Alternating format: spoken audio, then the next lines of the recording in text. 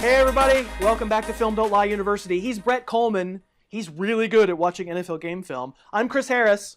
I'm sitting here, and we're going to talk to you today about quarterbacks. He's also good at watching NFL game film, by the way. We're going to talk about quarterbacks, and the whole purposes of FDLU is to maybe try to weed out the nice-looking stats from the nice-looking players, and quarterback is a place where you can get really tricked by a nice run of big statted games, because the NFL is such a passing league. Sometimes mediocre quarterbacks will fool you with a run of good play and then wind up biting you as soon as you rely on them.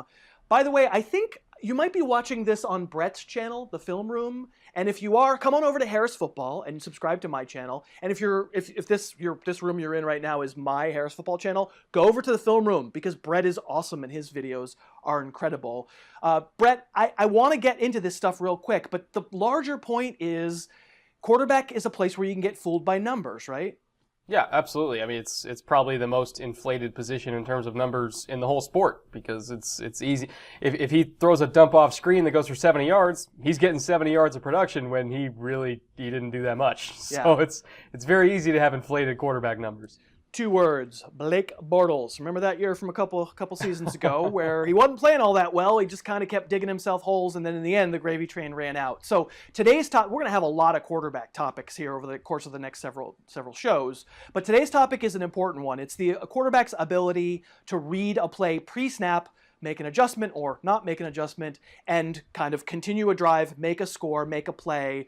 Brett, I know it's something that you look for when you're evaluating quarterbacks, and we're going to talk about good players. We're going to talk about bad players, but in the end, what we care about is the next players. So let's start to talk about what it looks like when a quarterback's good at adjusting. Yeah, when you're watching a young quarterback, so this year, when Josh Rosen gets on the field, or Baker Mayfield, or maybe even Lamar Jackson, or Josh Allen, or Darnold, any of these young quarterbacks, when you're watching them operate at the line of scrimmage, see if they operate like Cam Newton does here. And you can see him kind of motion Christian McCaffrey out wide, so he's got 4-by-1. And nobody shadows McCaffrey, so it's probably not man coverage, because that would be a signal for man, which means it's likely zone. And because of all these bodies crowded around the line of scrimmage, there's potential for a zone pressure here. So again, when you're watching these young quarterbacks, see if they have answers for potential pressure. That's kind of the main thing you look for in a young quarterback, is in these tough situations on third down, do they have answers? And so Newton, he gives a little signal to McCaffrey here, basically saying like, hey, you're the hot receiver. I've only got 2 protectors on this side. If they bring an extra body, you're my guy. And so McCaffrey acknowledges that, and of course they do bring 2 extra bodies on this zone pressure here. McCaffrey identifies it, he pivots, Cam's got 2 bodies in his face, he throws off platform hot to McCaffrey, boom, 16, 17-yard gain, beating that blitz. So that's a big thing we look for a young quarterback. And I don't know about you, Chris, but I like to see veterans do that. But to me, seeing the rookies do that this year is going to be even more interesting. That's it. I mean, we see this kind of thing all the time. The NFL is an audible league now, but are you checking to the right thing based on what you see? And obviously in this case, Cam Newton is. It's a great example, and if you can punish a blitz, they're going to blitz less. That's what's happening here. Cam Newton's given the message to the Bucs, like, okay, I know what to do when you do this. Let me show you Carson Wentz, a younger quarterback, and this is the 5th game of his 2nd season. And again, you see this check with me stuff all the time, right? And so it's not a big surprise that Carson Wentz is checking from what I assume this is going to be a handoff to Kenyon Barner, but he sees the Cardinals have a stacked box, and it looks like that's the offensive left side where they're showing pressure. And I think maybe most importantly, he knows who Justin Bethel is, and he knows that his name isn't Patrick Peterson. So when he gets this look, right, and he goes, oh, is that Justin Bethel against Torrey Smith? Cool, I'm going to make a check. Great. What I like to see from a young quarterback, in this case, this is pre-potential MVP Carson Wentz. This is week 5 of last year. I like that the check that he checks to is a deep shot. I like that the coaches trust him enough to say, you know what, if you get this look and you think there's pressure coming and you think you can pick up that pressure, I want you to take a shot. Why do I care about that for fantasy? Because that, to me, feels more sustainable. Because if the quarterback diagnoses what's going on and is given the freedom to take that deep shot, that's going to persist throughout the season, and I'm going to continue to get value from him throughout the season. So love that it's a check and that he's capable of doing, but love that it's a check to a deep shot. Yeah, I was doing a Carson Wentz episode last year, and I tweeted something out that people took maybe the wrong way, where I said that his tape was Aaron Rodgers-esque this season. That's why he was an MVP candidate. This was one of the plays that made me think that. Because when you think about Aaron Rodgers and you think about, okay, he makes a check, and you just kind of think to yourself, it's Aaron, he's got him. As soon as he's making a check at the line, you think he's got him. I don't know what the play is, but he's got him. And Carson's kind of in that territory now where he sees the safety is not rolling deep when he's making that hard count. So he's trying to see what they're in, and as soon as he sees the safety staying short, like they're playing short here, he knows whether it's man or zone, he's got Torrey Smith one-on-one outside. All he has to do is just survive in the pocket for this route to develop, and he's got him. So he checks to the mesh concept to kind of bait the safeties into staying underneath to handle all these crosses and overs and everything like that. He's baiting the safeties to stay shallow and to do what they were planning on doing, and he's basically using it against them, saying, you gave me what I wanted, here's my throw, I'm surviving in the pocket, I'm leading Torrey Smith out front with a great ball, 59-yard touchdown, thank you, goodbye, I got you. And it speaks to the confidence he has, and just like you were saying, the authority to check deep, he has the confidence to check deep, which might be even more important. You know, I like my quarterback to be aggressive in that way. And man, Carson Wentz, he's second year in the league. He's already one of the best doing it because of this. It's insane. Yeah. I mean, talk about aggressive. I mean, Carson Wentz is not. He's in the wrong offense for himself, to be honest. If we're talking about Carson Wentz, like it's this pure West Coast offense, and here's this dude who just wants to hang onto the ball and fire. But it works. It's great. And I agree. When I saw this, I was like, dude, I like Carson Wentz a lot. I want shares of him. Let's go on to Russell Wilson, another good one. And this is, again, kind of a basic check, but so undervalued. And if you see your young quarterback on a 3rd and 5 be able to make this kind of check where motion so often in the NFL and the offense exists to reveal the defense's plans, and sometimes the defense is better at concealing what they're doing than other times. But in this case, it gives Russell Wilson all the information he knows. Take me through this play where Wilson's able to get the chains moving. Yeah, number one, the biggest factor in production, not just for quarterbacks, but for receivers, running backs, tight ends, everything, is can the offense sustain drives? Can they convert on 3rd down so that they can get more snaps? The more snaps you get, the more productive you're going to be. That's just basic math. So the number one job of the quarterback is to keep the offense moving. On these 3rd and 5 situations where he's empty and the Eagles are giving him man coverage, can he keep the offense moving and give himself and his skill position players more opportunities to be productive? So we see here, he's putting the tight end in motion. He's got Malcolm Jenkins following that tight end, which is a signal for man coverage. The Eagles love man coverage, especially against empty on 3rd down. So he kind of knows from film study what he's going to get. But because of that motion, he knows it's man coverage, so he kind of gives a little tap on the helmet to his receivers, basically saying like, hey, it's 2x2 backside, you're running a rub concept, let's get this 1st down. They're making it easy on us. The receivers acknowledge that with a little helmet tap of their own, so everybody is on the same page, everybody knows what the play is. Wilson knows he's got him before the ball's even snapped, and of course he does, delivers a good ball, right on time, in rhythm, moves the chains, keeps everything working downfield. And the Seahawks actually won this game with not great offensive personnel overall, but because they have a quarterback who can keep the chains moving, and they have a quarterback who can give everybody more chances to be productive, overall it raises the productivity of an otherwise very weak offense. So again, when you're watching these young quarterbacks this year, if you see them giving signals to their receivers and using motion checks to decipher defenses, pay attention to that, because that means they have a chance to be pretty good. Hey gang, I just want to take a break and say thank you to Draftkings for sponsoring Film Don't Lie University today. They are a great partner, and they've got a great promotion if you've ever thought about trying Draftkings. They will give you basically the month of September at a great discount. All you have to do is click the link below me in the notes to this show, going over to DraftKings and make a first-time deposit of $10 or more. Eligibility restrictions apply. See the website for details. But once you do that, you will be entered into 4 contests the first 4 weeks in September, which is a $20 value. So it's a really good deal if this is the season you were thinking about trying DraftKings. I play every week, Brett plays every week. We have some trash talking between us for sure. So if you've ever wanted to try it out, this is a great opportunity. Click that link, and thank you so much, DraftKings, for sponsoring. Now let's get back to some film. All right, welcome back, everybody. Let's dive right back into this with some maybe less than great examples of pre-snap adjustments or pre-snap reads. And this is going to be a direct contrast to the Wilson play we just looked at. This is Case Keenum in the NFC Championship game when they got throttled by the Eagles defense. The same Eagles defense that Wilson beat, and they're in the same formation. They're an empty formation pre-snap, and the Eagles, this is on 1st and 10, it's not on 3rd and 5. The Eagles are giving them a pretty clear cover 6 zone look. It could be cover 3, but most likely it's cover 6 because that free safety is shaded a little bit towards the strong side of the formation.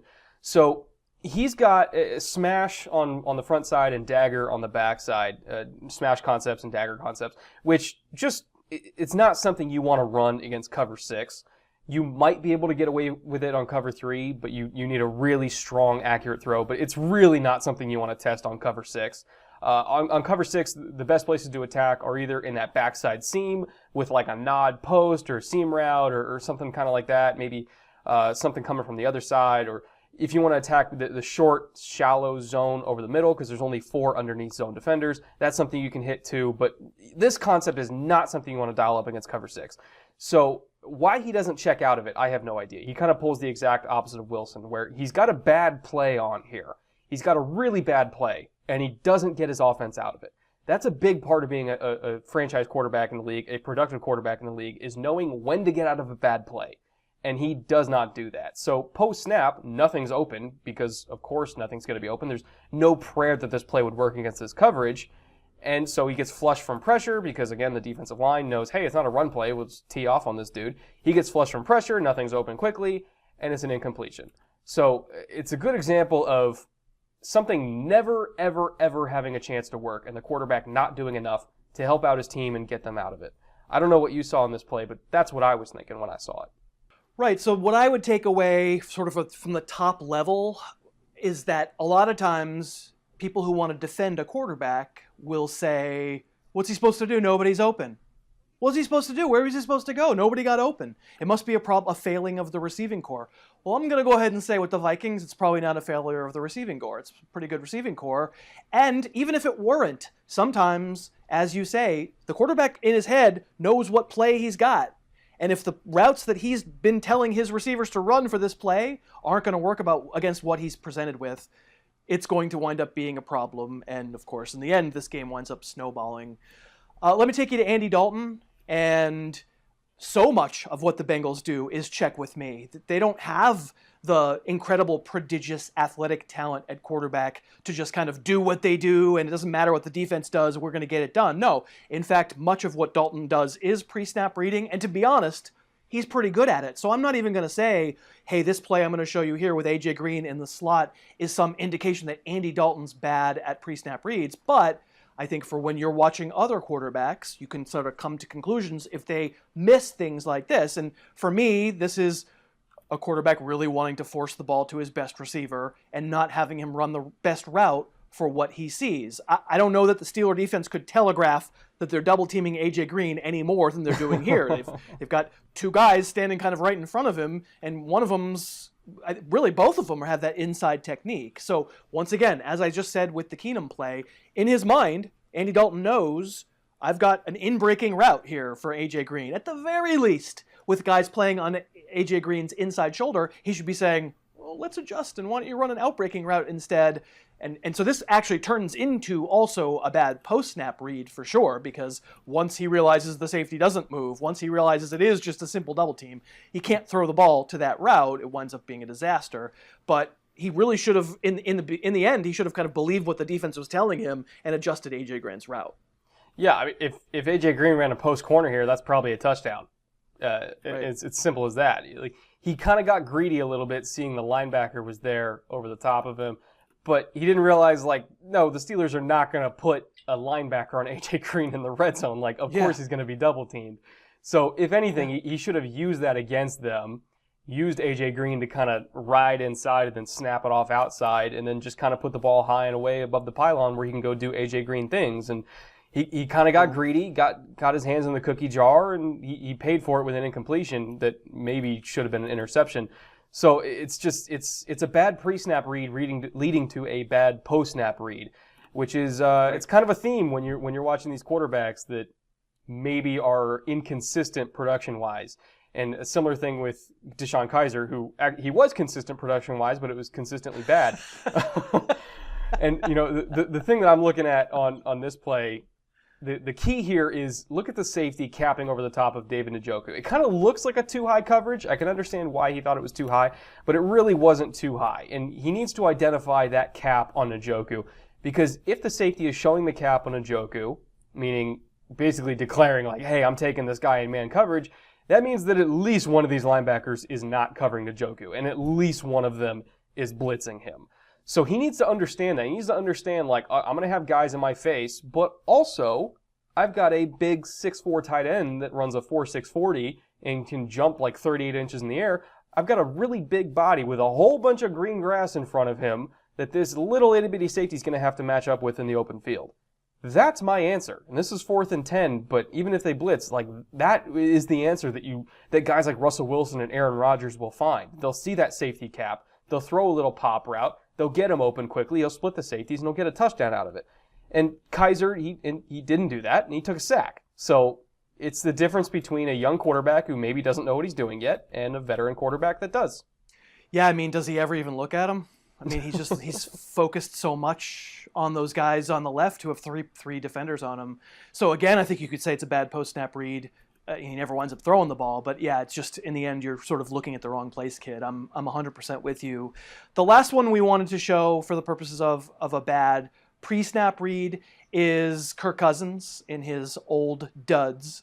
And I'm going to say, like, to start with, this is a very good play by the corner. But the reason he's able to make a really good play is the coverage. It's a coverage where you're going to be able to slough off. You've got help, in other words. There's a lot of defensive backs, and it's a pretty thorough zone on that side. The high safety is there to help out, right? So when Niles Paul turns to the middle of the field there, Williams can leave him to the single high safety. Paul is going to get covered by that safety, and therefore Williams can slough off, and that winds up being the key, because then the high safety is shading toward that side. So pre-snap, I think, you can disagree or agree with me, Brett, but I think we would want to see that the high safety is shading to that side, but I need to know that there's going to be way too many bodies on that side of the field to throw this pass. Yeah, if this was any other coverage where the safety was a little bit further in the deep middle, this might work. It might actually be a huge play. But because it's quarters coverage on that side, the corner has the freedom to fall off and aggressively play this pick. So he needs to understand that when I've got a safety shading over there, don't throw that route. it's the play we're looking at this and you're saying, Kirk, no, please, no, God, please, I told you not to. And he did it anyway. So it's a bad pre-snap read leading to an even worse post-snap read, and I understand he's making $30 million a year, but this is the kind of stuff that we look for in young quarterbacks that we don't want them to do. So it's tough to watch, but it's something that we need to watch because we need to gain an understanding of it so that we can identify it in other quarterbacks and hopefully understand who to avoid. Right. And so in the end, I love the way you put that, the no, oh my goodness, bad. Like, I think everybody has that instinct when they're watching what turns out to be kind of a crusher interception or a bad decision. And yet, sometimes we think, oh, it's the receiver made a mistake, or he just didn't see him, or whatever. So much of it is about recognizing what the defense is giving you beforehand. And hopefully this is the beginning of you, as viewers, as you're watching games on Sunday, to get a sense of when a play goes bad. Sometimes it's before the snap ever happens. We hope you've enjoyed this. Once again, we hope that you would If you're watching on my channel, please go subscribe to the Film Room because it is fantastic. Brett has an attention for detail unparalleled. It's great. If you're watching this on Brett's channel, I'm okay too. I mean, I'm fine. You can check it out on Harris He's Football. decent. I would love it if you would subscribe to my channel too. It's a younger channel, so it needs your subscription. We're going to have great content for you all year. And also, we're going to keep going on this quarterback stuff with FDLU. Thanks for watching.